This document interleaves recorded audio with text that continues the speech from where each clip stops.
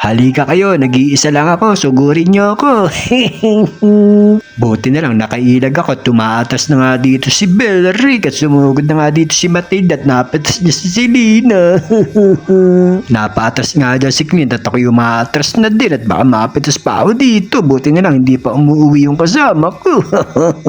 Matapang nga na sumusugod si Aka dyan at napagtulungan namin siya tatlo at napitas siya ng kasama ko at na-double kill pa niya si Clint.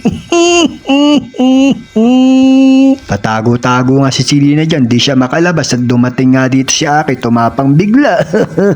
Dumidistansya nga kami yan at dito nga na-slow yung kasama ko at sumugod nga dito si Aki, buti nandito yung puno.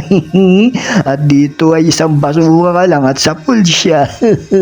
Hindi ko nga napansin si Popolat ko pala dito nga tinira ako ng aso kaya nagpitas ako.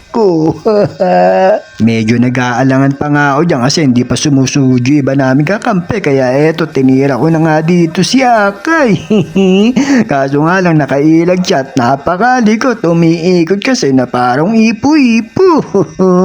Nakatakas tuloy at nakita ko nga yung mga kalaban na tinitira ng kakampi ko kaya eto tatakbo pa nga si Akay pero napitas siya ng kasama ko. At tatakas pa nga to si Clint pero napitas ko pa din siya. Mag-aabang nga sana ako dyan. Nakikipaglaban na pala rito si Belric at sumugod nga dito.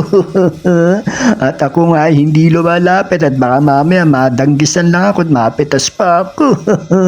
Nakapitas nga si Belric at dito hinabol ko pa nga ito si Clint kasi pulaan na siya kaya napitas ko pa.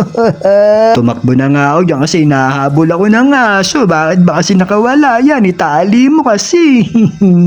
Nakita ko nga si Popolat Kupal napakalat-kalat kaya eto sinundan ko siya at dito nga nakuha siya ni Aldog at napitas ko. Hinahabol na nga namin si Clint dito at saka si Silvana at dito iaabutan ka ng balak ko.